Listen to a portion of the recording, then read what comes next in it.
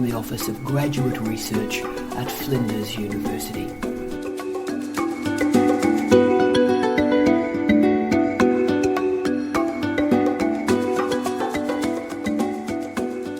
Hello, I'm Tara Brabazon. I'm the Dean of Graduate Research at Flinders University and also the Professor of Cultural Studies. And I'd particularly like to welcome you to this podcast, which comes via request from Dennis. A big hello to Dennis, who listens to all our podcasts, and he said a particular request he asked me, and needless to say, was probably more interested in hearing from Professor Steve Redhead with a particular query that's concerning him.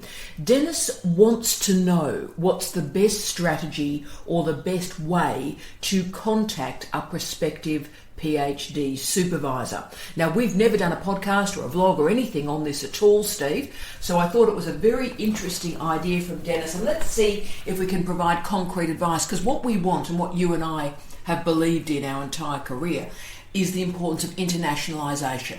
We want the best students to find the best supervisors and to produce splendid work. You know, we don't want people who are world famous in Adelaide or world famous in Stoke or world famous in Oshawa. We want the best people to find each other. So I think Dennis's point is a really good one. So let's work through this, Steve. By the way, Steve, good morning. Good morning. And Steve is very buoyant this morning because Manchester City just had a major win over Stoke, Steve. So Steve is very, very happy. So, Steve, what makes you say an immediate no to a student when you're approached? So let's start with a negative one. So a student approaches you, and what makes you go, nah? Yeah, it's a good question. I'm not sure that I do say an immediate no.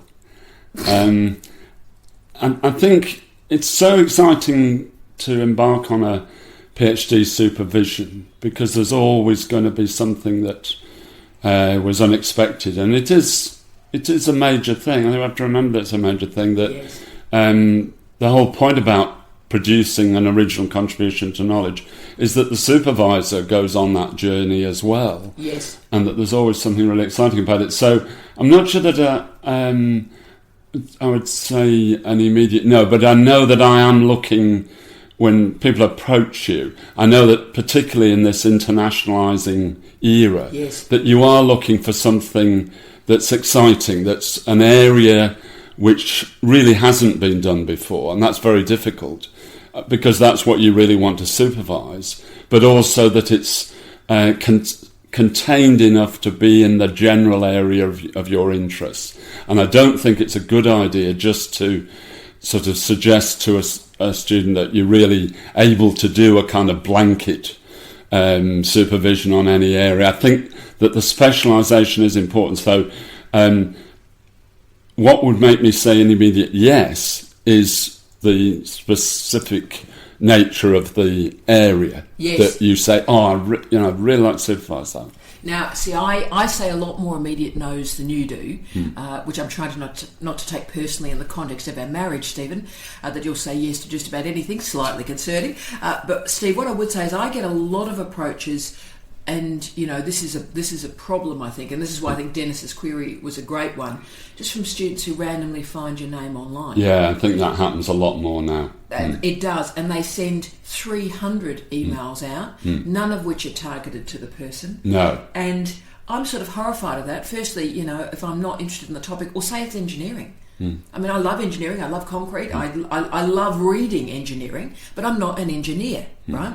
So I can't supervise in those topics. So why are students contacting me for an engineering PhD? And the answer is, to be frank, and I'll be frank for Dennis, they're lazy. They're lazy and desperate, and lazy and desperate is a very poor combination when you're heading into a PhD program. So as you've rightly said, you want to see enthusiasm, you want to be open and honest and great, but we're already picking up something very important, podcast listeners, that the topic matters a great deal, and we might come back to that in a second. And, you know, Steve doesn't necessarily want to receive a proposal, and to be frank with you, neither do I. I know a lot of colleagues go, oh, look, let me have a fully fleshed proposal. Actually, that's not necessarily a good thing either. You need advice and support to develop the proposal, Steve. Do you agree with that? Yes, you do. I think you do, definitely. Yeah. So what therefore is, we've handled the negative question, what is the best way to approach you, and how do you handle that email that arrives in your inbox? I think it is, for me anyway, the best way is to actually email the supervisor that you've identified, or a supervisor that you've identified. And I think that's I would say that's the best way to receive an application in the first instance, because you can then say quite easily as a supervisor, look, I've just got too many at the moment, or I'm not able to do it for such and such reason, or it really isn't specific enough to the sort of area that I can help with. Yes. But now that the internationalisation is really kicking in, you could receive hundreds.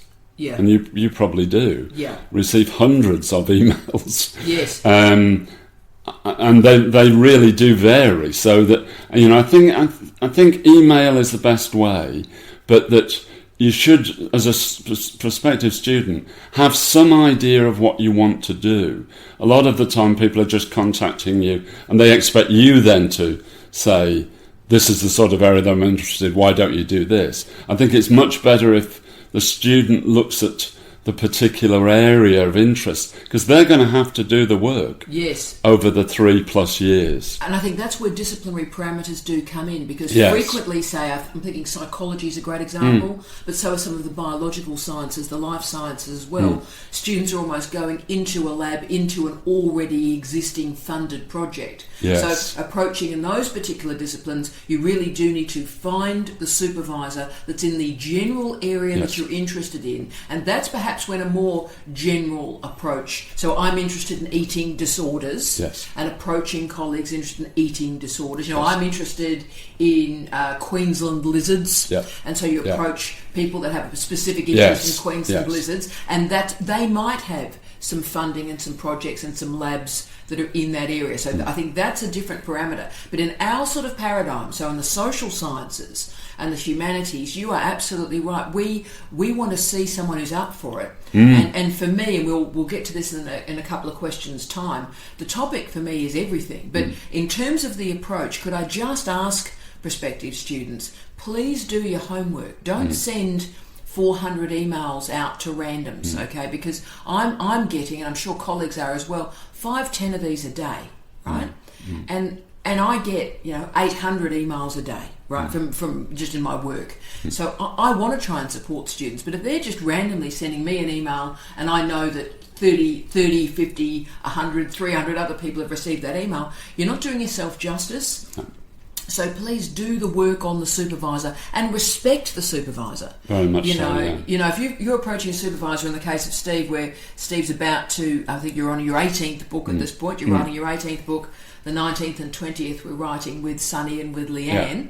So, you've got a man who's got 20 books. So don't approach him when you have no idea what those books are on. You have to have done your homework. Do you agree with that, Steve? I do. And I also think that you should attach your CV when you're approaching a supervisor. So get your CV up to date, because at a glance the supervisor wants to be able to see that you really do have a background in the area that he or she is interested in. And that's correct. And remember, we're very experienced people. We're not expecting you to have refereed articles all the rest of it. I know some people are going, going into a PhD program, we want to see refereed articles.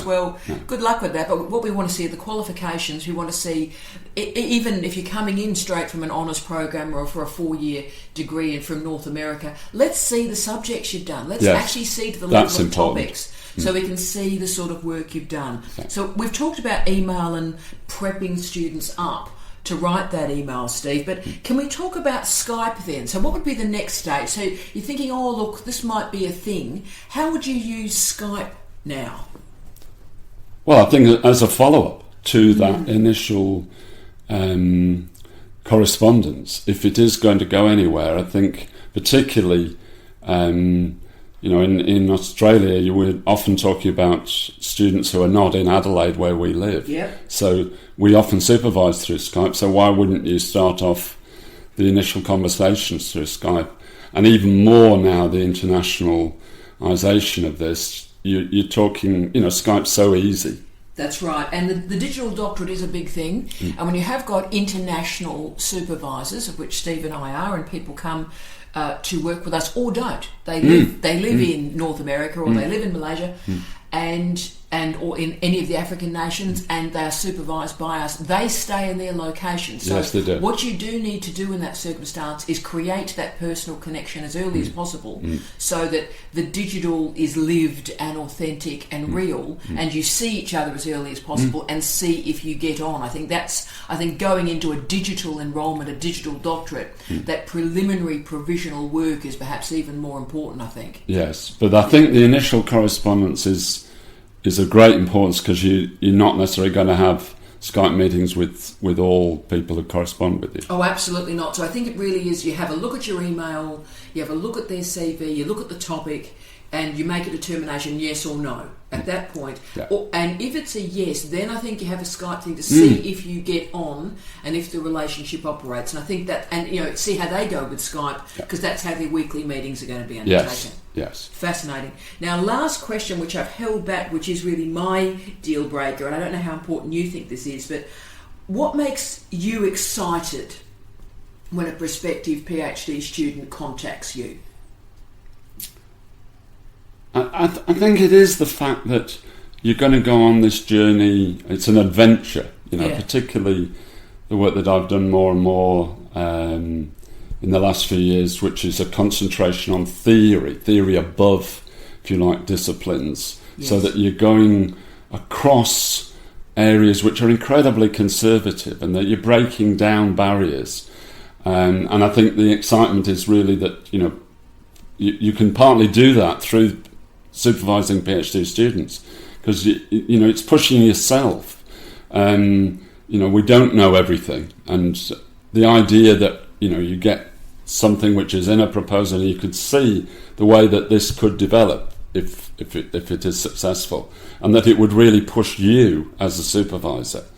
Yes. So I think that's very important, that you avoid complacency in your life and career through this, so that PhDs can really blast through what are really quite tight disciplinary nets. Yes, and I think PhDs of that kind are really exciting, and I think you can see that actually when people approach you. It's the same with examiners. If you're an examiner, you see PhDs which you just never thought would go in these directions. I think that's what's exciting. Oh, I think that's so inspirational, Steve. And I've actually seen you do that in real time with our wonderful PhD student, Andrew Patterson, where he's worked on the South Australian Police Force and post-traumatic stress, post-traumatic growth, and not only your theoretical work, but your understanding of police work. That's right, and the international research on that area. Yeah, and the two of you together, I sort of sit in awe and watch the peer review in a meeting. It's quite spectacular, really, and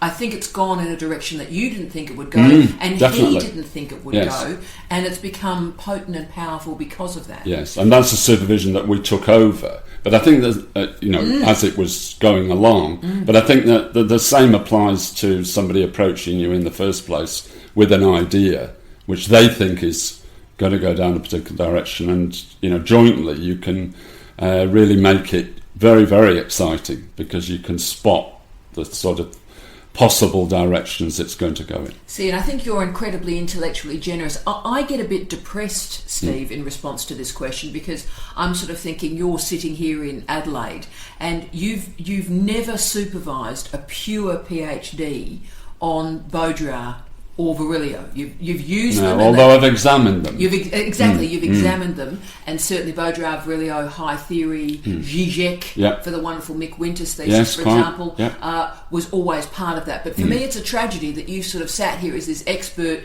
in these theoretical times. You've literally written the book on theoretical times, and you haven't had an opportunity to supervise on that area. And I'm pretty selfish and upset about this myself as well, because I think popular cultural studies, which is my love, I do work in creative industries and city imaging and those sort of more money making political economy areas, but my love is popular cultural studies. I love it, I write on it, I'm theoretically engaged with it, and it is in a diabolically dreadful state at the moment. Popular cultural studies in the last 15 years is an embarrassment.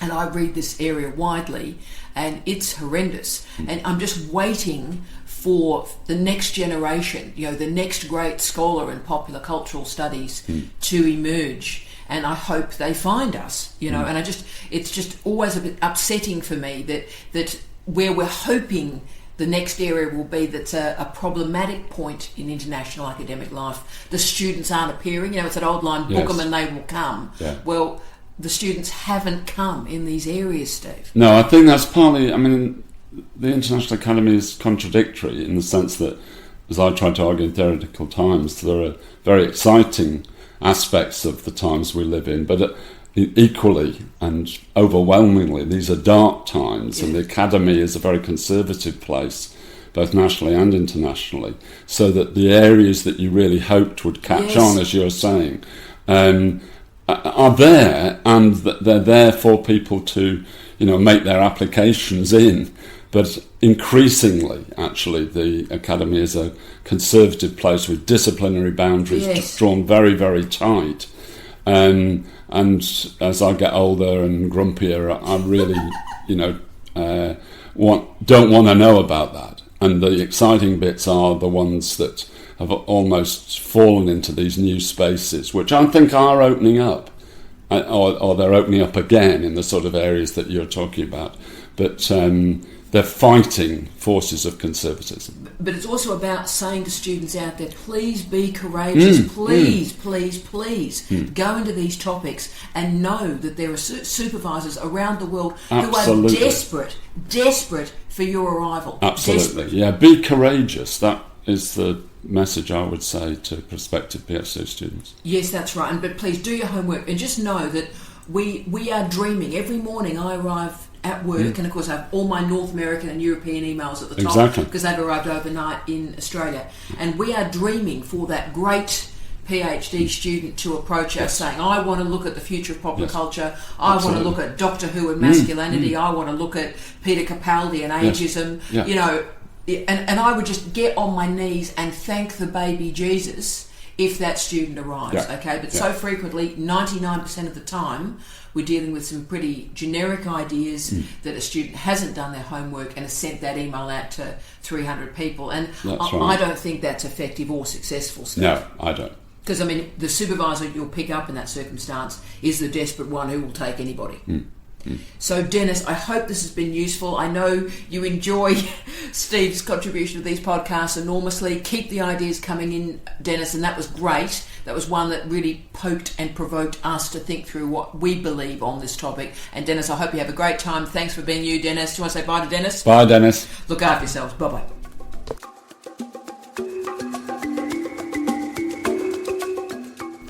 For more information about the Office of Graduate Research at Flinders University, please refer to www.flinders.edu.au/graduate-research.